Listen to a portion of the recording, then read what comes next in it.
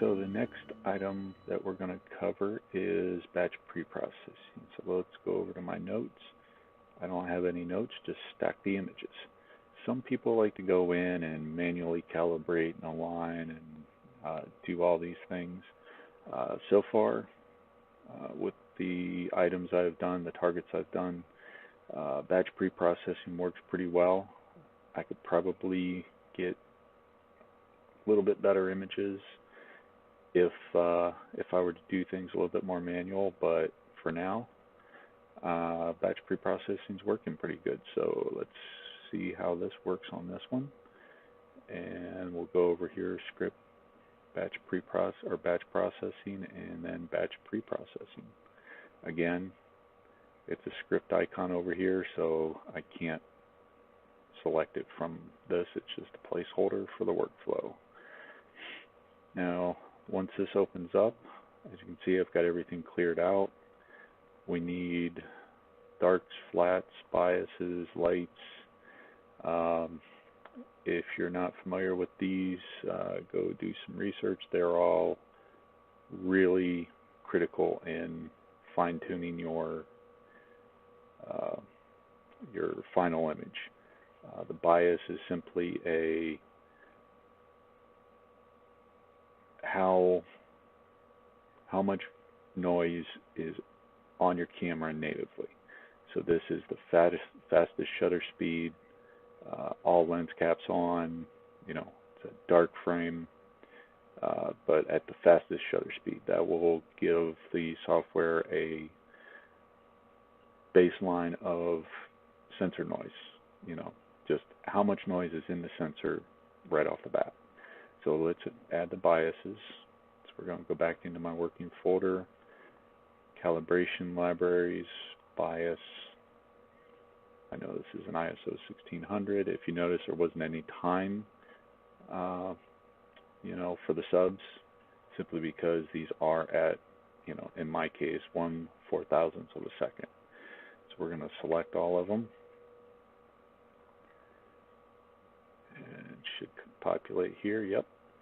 So now our darks. The darks, those match your exposure time. So this is going to be how much noise you have over that exposure, over that ISO, off the sensor. Again, lens caps on, dust covers on, whatever. It needs to be as dark as possible. So let's add those. Let's go back up here to darks. Now these are 1 minute exposures. So we're going to go to that one, 1600 ISO. I know I need to update these. These are about 6 months old now, so I do need to update these to more recent, but for now, we're going to go ahead and use them. And now our flats. Flats are tricky to get. There's plenty of information on how to do that out there, several different ways. I use basically a modified t-shirt style of flat taking in the very early morning hours. I might go over that and create a video, but for now, let's just get these added in. I had to update them after I added the focal reducer because that will change where the dust motes are represented in your image, and that's what we're trying to do. Is we're trying to get some images with some light in it, where you can see the vignetting,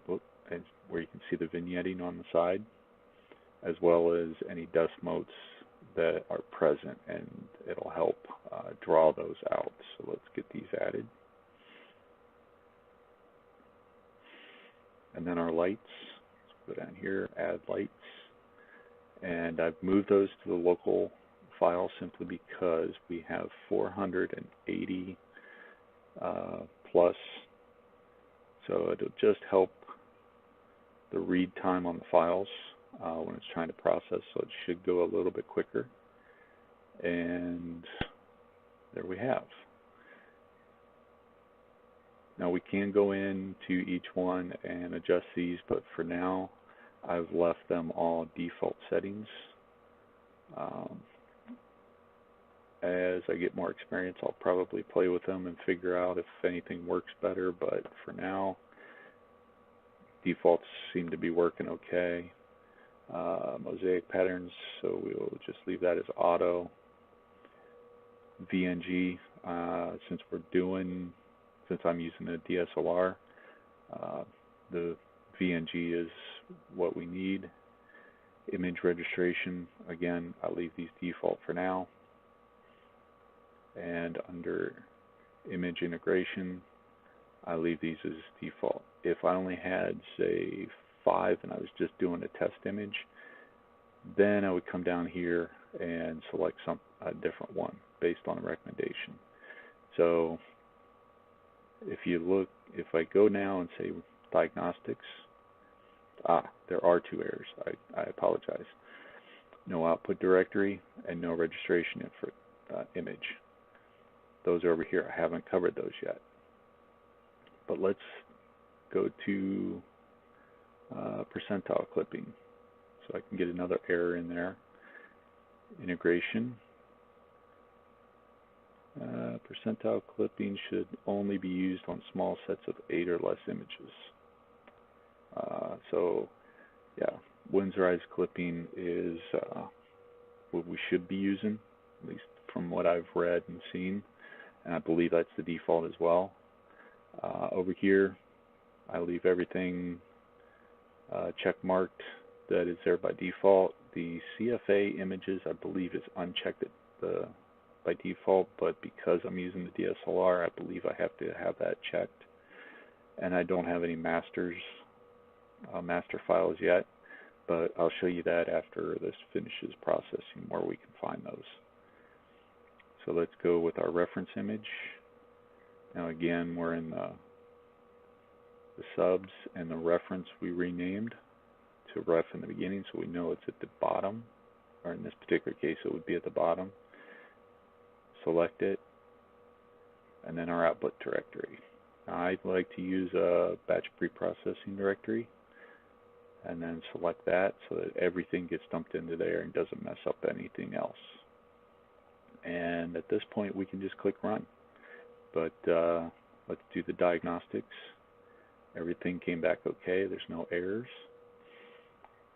So now let's run it, and as you can see, it's moving along.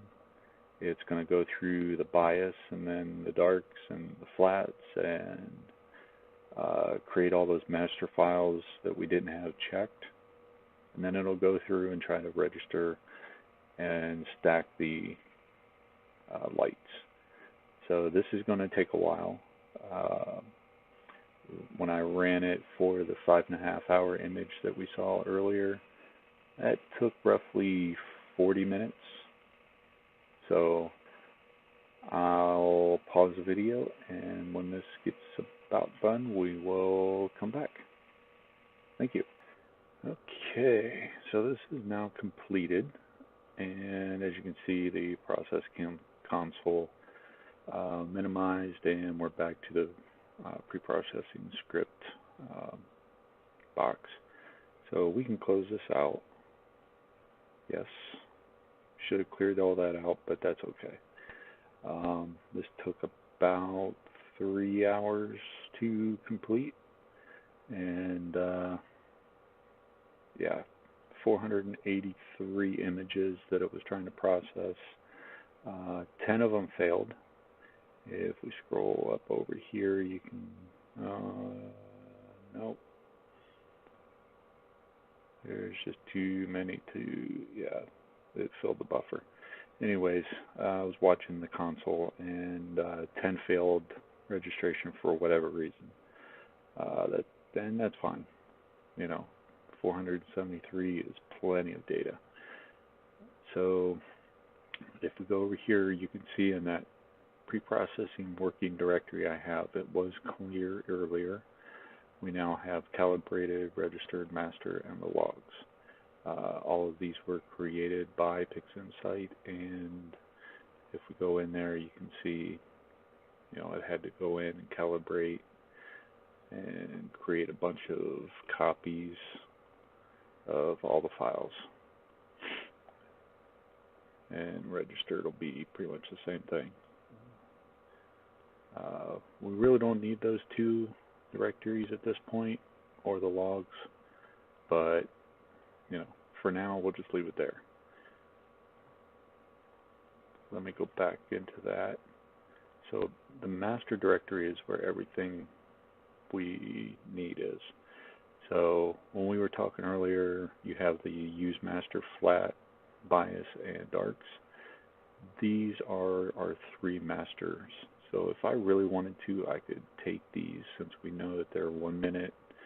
The darks are 1 minute exposures. Everything's ISO 1600.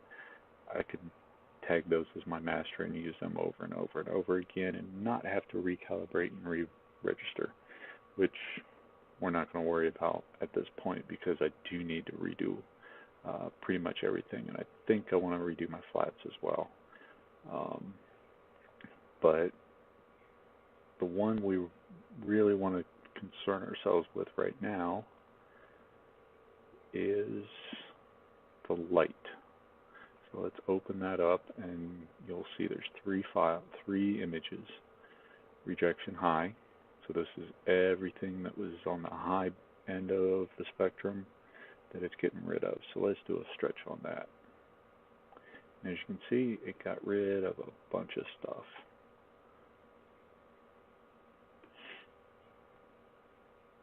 Let's close that out. We don't need it. Rejection low.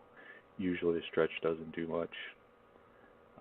You can see with the dithering and everything, and I think some drift. Once it's stacked all the images, it most of the data was in this section down here. So let's get rid of that since we don't need it. And what we're left with is the light. So let's just do a quick stretch on it. Now, a lot of some people use where is that histogram transformation? No, screen transfer function, and make sure everything's linked, and use this little nuke button. Does the same thing as this little button up here, which is normally over here. I did move it over here. So basically, let's stretch this,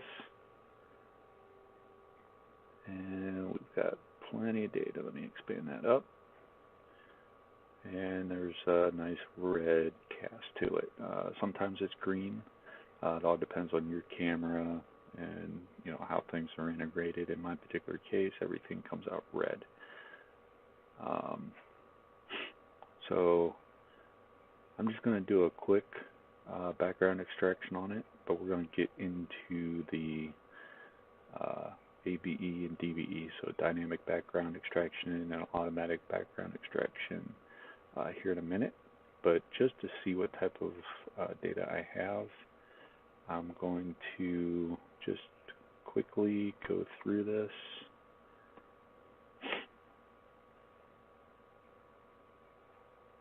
Let it do its thing. And here we go. So this is the integration. Here's the background. Let's see what it took away.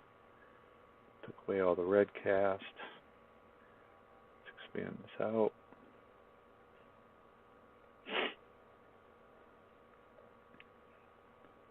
And look at all those nice pretty stars.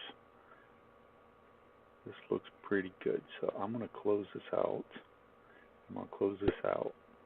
Because this is what we want to work with. Now, if we remember all the way back to my introduction video, if you've watched it, I talked about astroimaging and astrophotography. A lot of people use them synonymously. Some people like myself think of them as different. Now, astroimaging is what we've done up to this point, in my opinion. We've captured images. From this point forth, we are now getting into the astrophotography or photography aspect, where we are artists. We are trying to make it look as good as it can based on our own personal preferences and what we envision. So we are now done with astral imaging, and now we are on to astrophotography. That's how I split it up. So, but first, before we go any further, we want to take this. We know that it's already in that master file, but that master file has 3 sub-images. So what we want to do is we just want to do a save as. I'm going to go up here,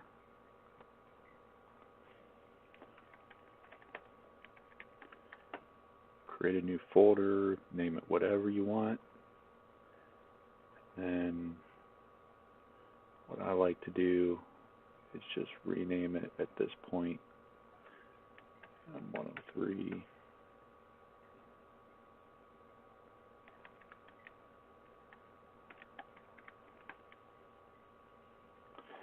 And this is my starting image. So we'll save it there. And yeah, we'll keep everything the same, default.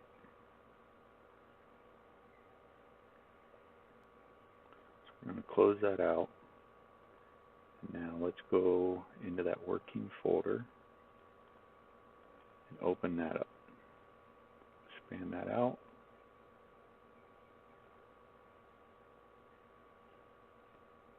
Now everything is linear. So if you see this little green line over here, that means it's stretched. Okay, that means it's not the original data. It's a simulation. So we can drop that down.